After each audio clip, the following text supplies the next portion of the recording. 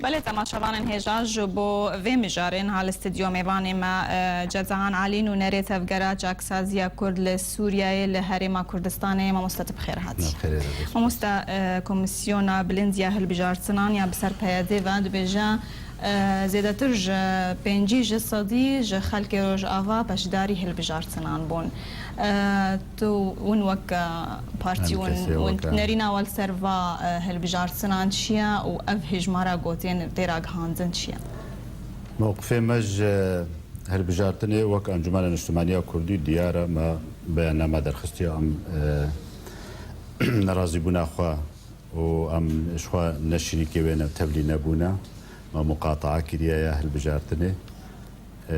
جبر جوجيك آليبة بو أسباب بهند بياني دا توضيح بيا وزلال بيا هجمارا أما دكا إيغو حاضر بونا إيغو دنگ دانا الدنيا دا هاتي ناس كرن دتشتي وك هل بجارتن تايبتي قال لك أهميتها بهاي الجملة وللجم دزجه ياساي إي قانوني ومنظمات المجتمع المدني جاف ديري هالبجارتني دفي كسي غريب بياني بن دفي دزجهن ومنظمات مجتمع مدني آن اي ولات بن وايش درفة بن اقليمي بن اف دولتي بن اي خبخشي بن هات بن بخازن جاف ديريه بكرنا اما من بهستيا فهل بجارتنا دا جغيري بياننامه هوالي مي تفدمي دركتنا هوالي مي عايدي بيادي او احصائيات بيجن لغور قانوني لغور تعاملها بهالبجارتني دي دنياي دبي ابا تنكاري اعتبار بكي تشتكي درست وراست جبر جوجيك جهاتي دركتيا هجر جاب دير هبانا بلكي مسلك دي هبا بلكي رايك دي هبا بله انجمن الشیوانی کرد رگهاند خوش لوگرا سیاسی وکشاند نرینا تا دا اف بریارد جهه خود بو اما بيجم قال لك جهه خدايا نفق يعني سكنانديا ركفتنا دهوكي سكنانديا لوگرا سياسي سكنانديا وك اندام وك طرفك سركا تيداش خو ركفتنا دهوكي جبو تماشاوان بزانن دناف دي طرف هذايا تفدم وانكسي انكسي اندام تياخو تيدا سكنات نما تيدا كاردكي نما جوينات دكي نما ديتنات كي گفتگو دكي سر في مسألة جبر ديت گو برادر مي تفدمي پشتي زيده ديتناكي و كوميت شيبون جوا خواستن في هالبجارتني راوستن دهيفا بس تاجيل بكن حتى اني اب جبرگو دانستاندنا سر ريكفتنا دهوكي بردوامه وروجانا جفينه مهنا وجفات هنا بهلن ام بغنا جبر ده ريكفتنا دهوكي ده دخاله ريفابريه ده العقد الاجتماعي مناقشه به دوي خاله سركده جسي خاله و گفتگو سر به چاوا هر سه اداره دورین کردی ایگو برادر می تفدم اعلان کرنا بکنه یک هول ددن گو هر سه اداره بکنه یک اداره جبر ام تعامل دکن به کردستان سوریا را وکا یک پارچه سیاسی و جغرافی امولو پیرا تعامل دکن هول دانا ما هيا دنافري كفتنا دهوكي دا يك خالي سركا ديسا دوبارات كم فينا امي جهاد بانا قناغك وقتي ريفابري تبلي هب نافيوا كانتون هرسي كانتون ببنيك اداراوا ببيك امي بغنا قناغك يقول البجارتن تشي ببن هجبارتني عام تشي ببن وك برلمان بي وك اداره محلي بي بشرنجم اداره بكن بس حتى بهفره باتفاق بغنا ويقوناغي وبرادرا افهل بجارتن جيك آلي وبريار ستاندبو و از جارك ديجي بري قد في بپرسيج برگو پرس هر حاضر سر زماني هر انسانكي و افجي جمافكي طبيعية يعني برادر مد بيجن مجوا خستية اي تفدمي جا انجمانا كردي خستنا انه ضمان چيا و امدمها تأجيل بكن هنورن تفلي ببن جمارة توقيعكن بيانك درخن تشتكي درخن انه امي بشتي دمها تفلي بن امي جواره تاجيل كن راستيا في قوت نيتشيا لفيدري لهوليري برادر ما الدار و خوشکا آسیا هاتبون به ایشکی وای تایبەتی ناو و هەرێمێدا مامۆستا حەمید شخۆل فێدەرێر کوردستانیە و مامۆستا براهیم برۆ و دکتۆر حەکیم بشار ئەوەک کۆمیتا پەیوەندیەش دەربە ئەن کەسێ ئیش نەوال فێدەرێ هەبوون سەدفی جواتەکە قیادی دیموقراتی کوردستان سووریا ژیل فێدەرێ بوو برا هەبالێ مامۆستا سعود الملا حاضر بوو ژوا چاودێریە ڕێکەفتنا دهۆکێ دکتۆر حەمید دەربەندی وا دبینێ ئوتێلێ دەبێژێ ینی چ خسارابێ چییە هون سلاڤەکێ لە هەفتوو بکەن نەت وەک عەرەب بێژن تەخطیط مسبق حاضرکردن ژێرە تنە بۆ ئەبەدەن گوتن خەم ناکە ئەمێ هەفتوو ببینن نەمشکلەیە سلاڤێ لە هەفتوو دکەن دەvێ جواتێدا ئەv مەسەلە طرح بوویە ئەنۆ برادرێ مە ئالدار ژوات خوازێ دەبێژێ هەگەرمە مەهەکێ نابێژێ دمە هەگەرمە مەهەکێ شووندەدا هونێژ مەرە تەوقیعکن بەیانەکێ دەرخن ئەنۆ ئەv هەلبژارتن تشتێکی ضروریە کوردستانە سووریاە و دەvێ ئەم ببنە سەری پشتی مەهەکەمێ تەولی ببن هەڤالێ مە بەرسڤاوا ژوارە گوتنە پشتی 10 ڕۆژە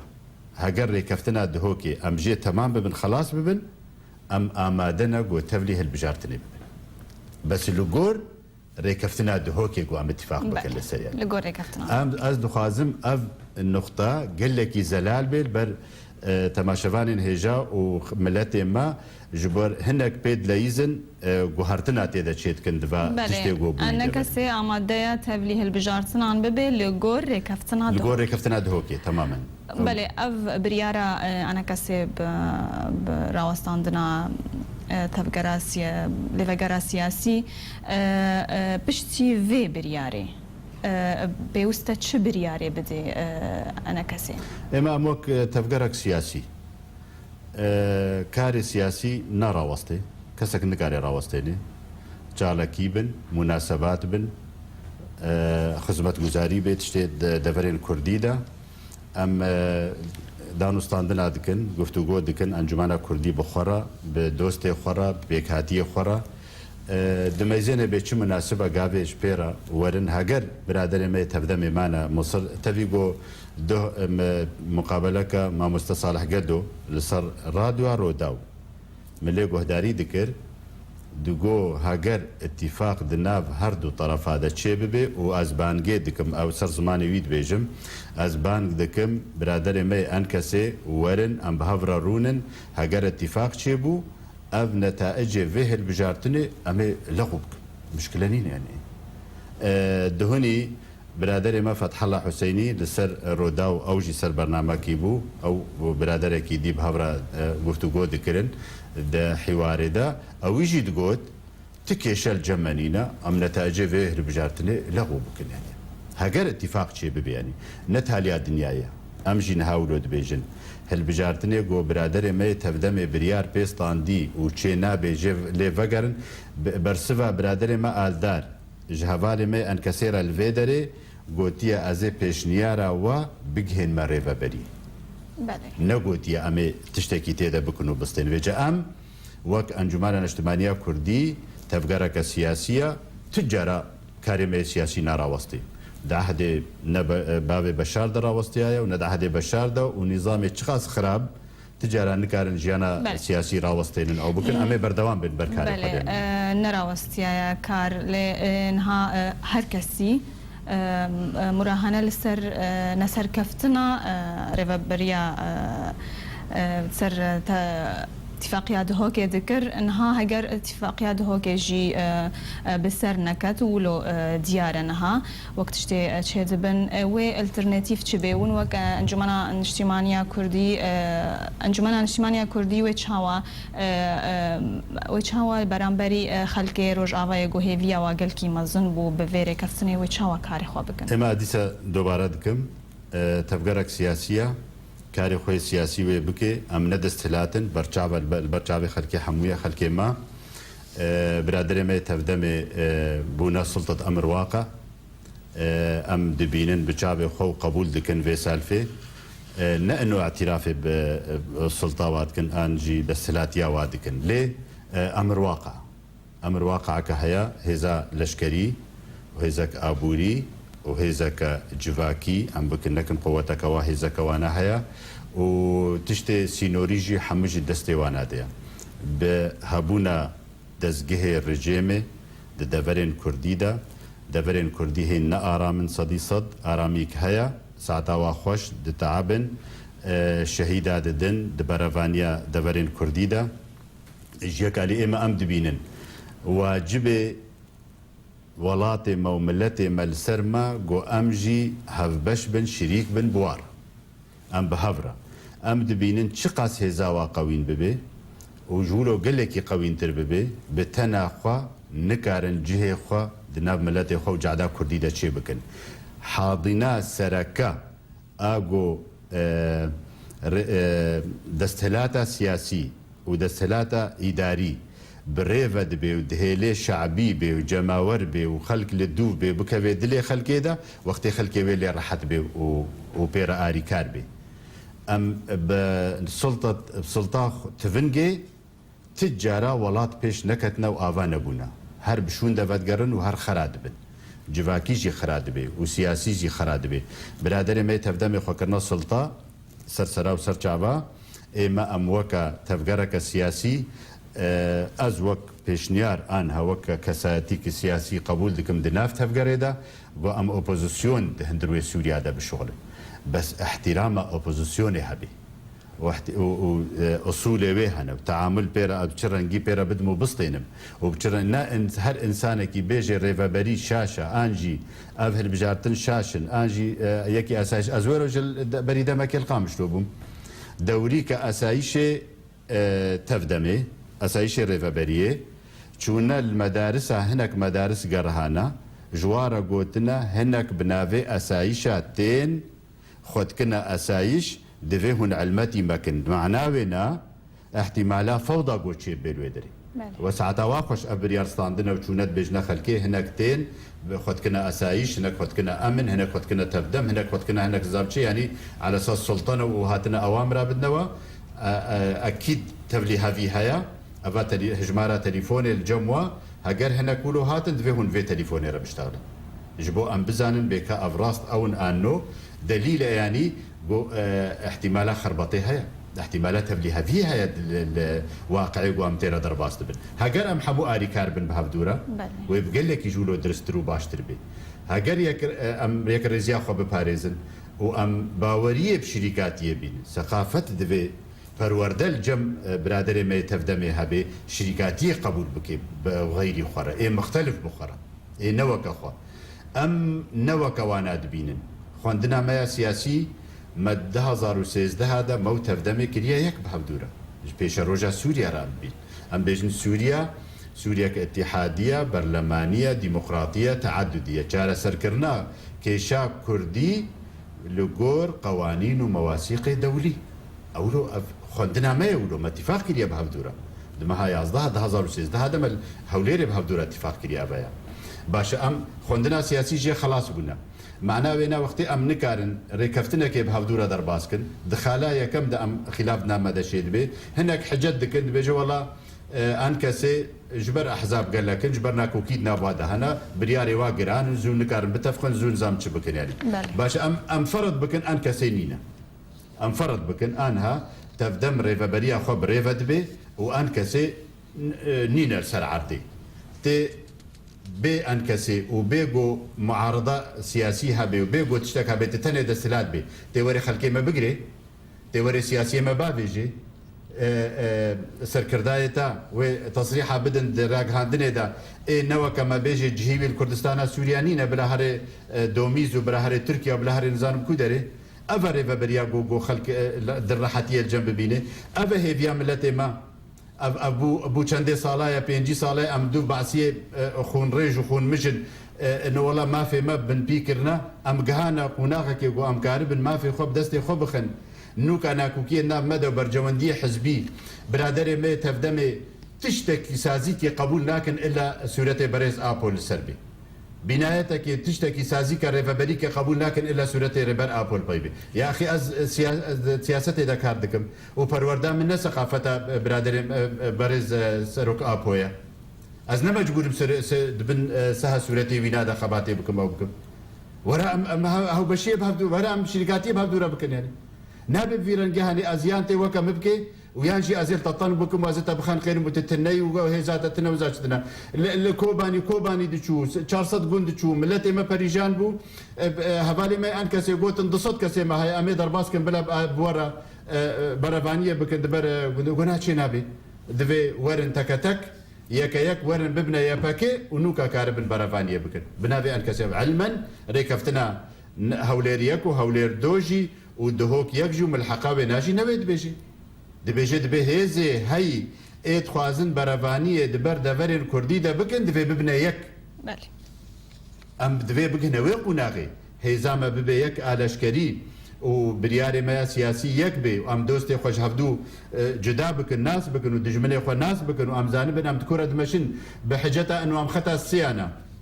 برادر ما تفدمي ام خطا الصيانه والله ان كسيت شوات جم ائتلافي وتفلي وابويا وابنا والله محيي الجيش الحر وولد بيج النظام تشاوك يا اخي نولو يفسر فيعني بله ابا بروباغندا ابا تشتي اعلاميين ابا تخوازن بس تغطيه بكن سر يعني انفرض بكن ان كسيت تشتك شاشتي ويك ما يهنا نوكا تدبيجي تيوي واتي غوتاري خورتي ما بقري سر جعده وسيطره بله اف امريكي واقع وقت قوتي اف تشتل رجعان هاتشيت بن واقعات وقت قوت وقت تفجر سياسي بلكي هجر افتشتمان وهجر بيادي مال لسر هالويستا خو كسك قبول نكر وثقافة قبول كرني الجموي نينا وقت قوتي تفجر سياسي احتمالات بيشارو جدل روج افا ببي اوبوزيسيون بالتاكيد ريل بيشامانينا جورو بيفا برادر ما كسي قبول ناكن بخورة إلا وكوابي أمجي أبدا نكارند إلا باتفاق أما اتفاق بهالدورة بكن وهناك هبالي ما وقتها بيجي اتفاق بيجي يعني 50-50 قواتها تلسل عردين نتيجة ببشريكي خلكنا نولويا أو قواتها هيا يا أبوري هيا يا لشكري هيا قبول ناكن أبوري ولشكري وحما جهندروا في كردستان سوريا آنينا نجدر بآنينا سينوري كردستان سوريا سيمالكا وغيري وينا أبوري جوارتيني أمجي خداني سيمالكانا أمجي خداني عردا سيمالكانا خداني عردا كردستانينا خورتي ما إيغو دچن برابانية دكن ساعتا واخوش أم بجلا خجوارة طوينا شهيد ومالباطن شهيدة وبريندارا وحمو كسيغو برابانية دكن بچرنگي بي أبا زاروكي كردستان سوريا نزاروكي تفدمي تنينا ونزاروكي بريز آبونا ونزاروكي برادر ما ألدارو يكيشوانان أفا ملتي سورينا ملتي كرد سورينا إيغو باوري هوا برافانيت كي براستا سركنها وك حزبك وك فلسفك وك رنجك الحالي خوا دخوازن حمتش وك وانابي حتى يعني حتى دفرك قال لك كن حق اي حزب رهايا جو ببي دسهلاته ودسهلاته مطلق وينا بي بس دريا ديمقراطيه ودريا خدمتي ده ودريا اريكاريا ملتي خبكي ودريا راحتي الجملتي خدشي انها خندفاني ما حمواج مكتبه بازدايا جبر لشكريه كشكي من ما كان هرنا خندنا احتمالات اي لحظه ده فينا برا فينا بقرن فينا بلي ام تشتهموا ديار الروج افا لا بيقولوا بردوام بكن فيرانجي ابدا يعني بلي هذا سلاد داريات تشاكايا وهاتي فرسكرن وتشبي يعني حر تشتد دستي واندا وتبيش روج ده وقت قوتي احتمال تفجر سياسي الروج افا كردستان ببي اوبوزيسيون وافتي واتي ريكفتن نمان درفت ريكفتناج لفجر سياسي انما اما بجمت حاله سياسي ده تشقاس قناق طنق دبي وتشقاس هيفي ضعيف دبن ونمز دبن اللي دمينه هيفي هيا هيفيا ملسر اقل مندي برادري مي تفدمي واقل مندي مي بآلي ضغطي بكن بآلية وام اتفاقي بهبدورة بكن اتفاق بكبي خزمتا ملتي ما وخزمتا قضية مدى وخزمتا ولاطي مدى هجر نوابي بكبي برجواندي حزبك تاني بيك ورن تجارة أبناء خدمة ملتي مناكي وقضية مناكي بلكي مرحلة مؤقت حالي حاضر سوريا تفوضى كعجيب ردرباس دبي وبريارة سوري مصادرة بويا ناف دولتي تيشينا رجيمة سوري بها ونا معارضة سوري بها خلكش دربي سوري بريارة دستينون بروجي سوري وبچرنگي به پیشرو جاي بچرنگي به ام جيد نافي وضعي فوضى ردرباس دبن هاجر ام كاربن